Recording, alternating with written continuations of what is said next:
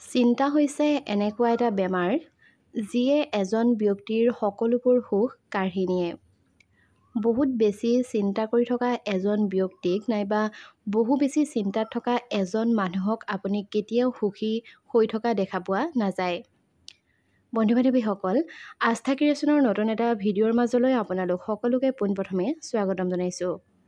আজিৰ এই ভিডিঅ'টিৰ জৰিয়তে মানুহৰ চিন্তা তথা আপোনাৰো যদিহে অধিক চিন্তা হৈছে তেনেহ'লে আপুনি সেই চিন্তাৰ পৰা কেনেকৈ পৰিত্ৰাণ পাব নাইবা আপোনাৰ মনলৈ চিন্তা নাহিবলৈ আপুনি কি কৰিব সেই বিষয়ে চমুকৈ আলোচনা কৰিম। আৰু বৰ্তমান সময়ত বহুতো মানুহৰ এই চিন্তাৰ বেমাৰটো সমস্যা হিচাপে দেখা পোৱা গৈছে। গতিকে এই ভিডিঅ'টো আপুনি আপোনাৰ বন্ধুবৰ্গৰ লগত নিশ্চয়কৈ শ্বেয়াৰ কৰিব। আৰু যদিহে এতিয়াও আমাৰ চেনেলটি ছাবস্ক্ৰাইব কৰি ৰখা নাই তেনেহ'লে প্লিজ চেনেলটি ছাবস্ক্ৰাইব কৰি কাষতে থকা বেল আইকনটো প্ৰেছ কৰি থ'ব। চিন্তাত ডুব গৈ থকা মানুহ কেতিয়াও সুখী নাথাকে, কাৰণ সেইসকল লোকে কেৱল একেটা কথাকে লৈ চিন্তা কৰি থকা দেখা পোৱা যায়। এনে মানুহ উৎসৱেই হওক নাইবা কোনো সুখী মুহূৰ্ততেই হওক, তথাপিও কেৱল নিজৰ মনৰ বোজা তথা দুখৰ গধুৰ বোজা কঢ়িয়াই লৈ ফুৰে। কোনো উৎসৱ মেলায়ো এনে মানুহক সুখী কৰিব নোৱাৰে।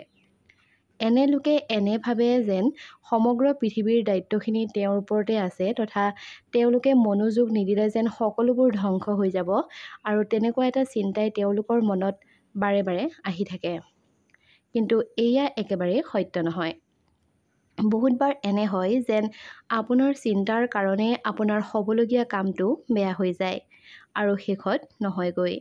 পৰিয়ালত যদিহে যিকোনো এজন ব্যক্তিয়ে বেছি চিন্তা কৰে তেন্তে ইয়াৰ প্ৰভাৱ সেই পৰিয়ালটোৰ গোটেই বসবাস কৰা মানুহখিনি অৰ্থাৎ সেই পৰিয়ালটোত বাস কৰা প্ৰত্যেকজন ব্যক্তিৰ ওপৰতে পৰা দেখা পোৱা যায়।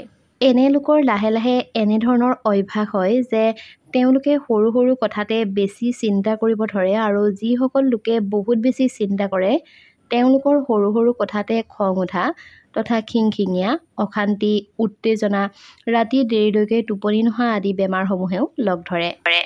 এটা কথা শুনিবলৈ বেয়া লাগিলেও সত্য যে আপুনি যিমান ভাবে তেনেধৰণৰ কোনো চিন্তা এই পৃথিৱীত নায়েই, যাক লৈ আপুনি ইমান বেছি চিন্তা কৰে। বহু লোকে কোৱা দেখা পোৱা যায় যে তুমি মোৰ জীৱনৰ বিষয়ে কি জানা? কিন্তু জীৱন লাগিলে যেনেকুৱাই নহওক, আপুনি যদিহে আপোনাৰ সমস্যাৰ সমাধান উলিয়াব পৰা নাই তেনেহ'লে আপুনি নিজেই এটা সমস্যালৈ ৰূপান্তৰিত হ'ব। ইংৰাজীত এষাৰ কথা আছে যে if you can't solve the problem then you are the problem. এনে কোনো চিন্তা নাই যি চিন্তা কৰিলে আপোনাৰ সুখ শান্তি হ'ব অৰ্থাৎ সুখ প্ৰাপ্তি হ'ব নাইবা আপোনাৰ বা আপোনাৰ ঘৰখনলৈ শান্তি আহিব। চিন্তা এনেকুৱা এক বিষ যি আপোনাক অহাকালিৰ দিনটোলৈ সুখৰ নকৰে, তাৰোপৰি আজিৰ সুখৰ দিনটো বৰবাদ কৰি দিব পাৰে। এতিয়া বলকচোন জানি লওঁ বাস্তৱত প্ৰকৃততে চিন্তানো কি? এনে নহ'লেই হ'ল নাইবা তেনেকুৱা নোহোৱা হ'লেই ভাল আছিল, তেনে কিয় হ'ল, এনেকুৱা কিয় নাই হোৱা, তেনেকুৱা কিয় নাই হোৱা। ইয়াৰ অৰ্থ এইটোৱেই যে আপুনি চিন্তা নকৰিবলগীয়া কথাবোৰৰ চিন্তা কৰি আছে, লগতে এতিয়া যিবিলাক আপোনাৰ নিয়ন্ত্ৰণত একেবাৰে নায়েই।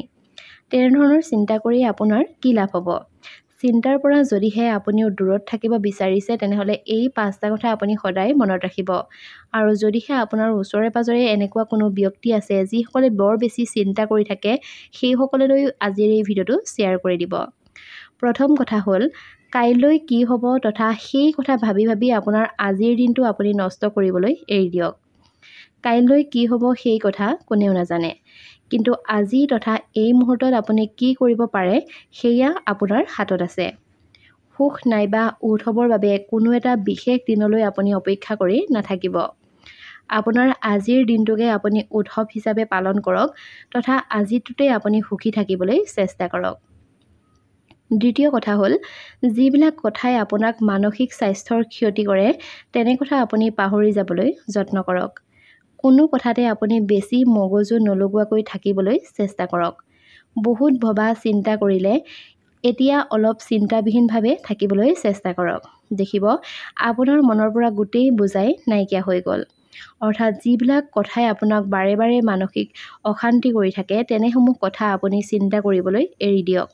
দেখিব যে আপোনাৰ মনৰ পৰা চিন্তাৰ সেই বেমাৰটো নিজে নিজেই নাইকিয়া হৈ যাব। তৃতীয়তে আপুনি এই চিন্তা একেবাৰে এৰি দিয়ক যে লোক আৰু পৰিস্থিতিত আপোনাৰ মতে চলিব। পৰিস্থিতি আৰু মানুহ কেতিয়াও পৃথিৱীৰ কাৰো মতে নচলে। যেতিয়া এইবিলাকৰ ওপৰত আপোনাৰ নিয়ন্ত্ৰণেই নাই, তেনেহ'লে কিয় এই অদৰকাৰী কথাবোৰ ভাবি ভাবি আপুনি নিজে অশান্তি মাতি আনে?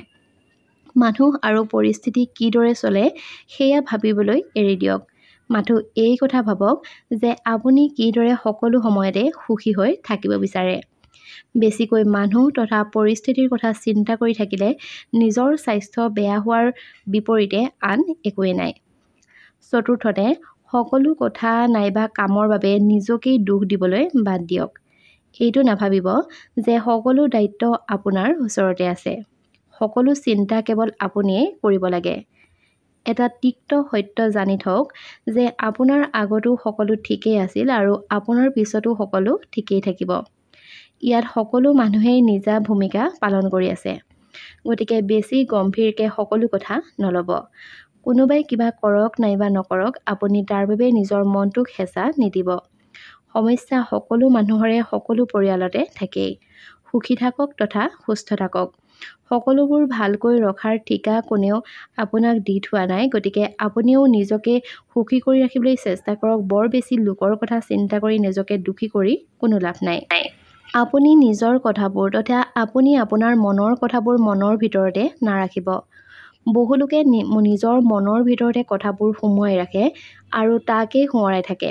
তাৰ ফলস্বৰূপে তেওঁলোকৰ সমস্ত সুখেই নাইকিয়া হৈ যায়। আপুনি এই বেৰখন আঁতৰাবলৈ চেষ্টা কৰক নাইবা আঁতৰাবলৈ শিকি লওক আৰু কথাবোৰ খুলি কৈ দিয়ক। এয়া নাভাবিব যে তেওঁ বেয়া পাব নাইবা সম্পৰ্কটো ভাগি যাব। তেওঁ কি ভাবিব নাইবা আগলৈ কি হ'ব, এই সকলোবিলাক যদি আপুনিয়ে ভাবে তেনেহ'লে বাকীবোৰেনো কি ভাবিব?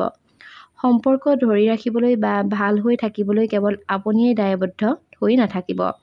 তেওঁৰ বাবে যদিহে আপোনাৰ মনৰ ভিতৰত অশান্তি হৈছে, তেনেহ'লে ভিতৰি ভিতৰি মৰি যোৱাতকৈ সেই কথাবোৰ খুলি কৈ দিয়াটোৱেই ভাল। মনত ৰাখিব যে যেতিয়ালৈকে আপুনি কথা নাপাতে তেতিয়ালৈকে কথাৰ সমাধানো নিশ্চয়কৈ নহয়। কথা পতাৰ পৰাই সমস্যাৰ সমাধান হয়। গতিকে ভয় নাখাব, চিন্তাও নকৰিব। কিন্তু যি কথা ক'বলৈ আপোনাৰ ভিতৰি ভয় লাগি আছে, সেই কথাষাৰকে ক'বলৈ সাহস গোটাই লওক। সম্পৰ্ক ধৰি ৰখাৰ চেষ্টাত আপুনি নিজকে কেতিয়াও হেৰুৱাই নেপেলাব। আপোনাৰ ভয়ৰ বাবেই আপোনাৰ আৰু আপোনাৰ আপোন মানুহবোৰৰ সুখৰ জীৱন ধ্বংস হৈ গৈছে। গতিকে সঁচাক সঁচা আৰু মিছাক মিছা বুলি ক'লে যদিহে কোনোবাই বেয়া পায় তেনেহ'লে সেই ব্যক্তিজনক বেয়া পাবলৈ দিয়ক। নাইবা ভাগি যায় তেনেহ'লে সেই ব্যক্তিজনক ভাগি যাবলৈ দিয়ক। কিন্তু আপুনি আপোনাৰ ভিতৰৰ সকলোখিনি দুখ লুকুৱাই থৈ আপোনাৰ নিজৰ জীৱনটো ধ্বংস কৰি নল'ব। জীৱনটো জীয়াই থকাটো বহুত সহজ, কিন্তু আমি জীয়াই থাকিবলৈ একেবাৰেই পাহৰি গ'লোঁ। যিকোনো দিশৰ পৰা এনে লাগে যেন জীৱনটো জীয়াই আছোঁ তথা এনে লাগে যেন জীৱনটো যেনে তেনেহে কটাই আছোঁ। মৰা নাই বাবেই জীয়াই আছোঁ। জীৱনচোন এনেও এদিন নহয় এদিন শেষেই হ'ব, তেন্তে কিয় ইমান গধুৰ বেদনাৰ সৈতে জীয়াই থাকিব লাগে? জীৱনক নকটাব তথা ইয়াৰ পৰা এটি এটি পল জীয়াই থাকিবলৈ শিকি লওক। আপোনাৰ সকলোতকৈ বেছি ডাঙৰ দায়িত্বটোৱেই হৈছে আপুনি নিজকে সুখী কৰি ৰখা। এটা উৎসৱৰ বাবে জীয়াওক তথা জীৱন বৰ সুন্দৰ। ইয়াক এনেদৰে অদৰকাৰী চিন্তা কৰি ব্যৰ্থিত নকৰিব। সেইবাবে আপুনি নিজকে সুখী কৰি ৰাখক তথা আপোনাৰ আপোন মানুহবোৰক তথা পৰিয়ালক আৰু জীৱনটোক চিন্তাৰ পৰা দূৰত ৰাখক। বন্ধু বান্ধৱীসকল, ইমানখিনিয়ে আছিল আজিৰ এই ভিডিঅ'টিৰ জৰিয়তে চিন্তাৰ বিষয়ে অকণমান কথা। আশা কৰিছোঁ ভিডিঅ'টি চাই নিশ্চয়কৈ ভাল পাব। গতিকে এই ভিডিঅ'টো আপোনাৰ বন্ধুবৰ্গৰ লগত নিশ্চয়কৈ শ্বেয়াৰ কৰিব। তেনেহ'লে আজিলৈ আহিছোঁ। ধন্যবাদ।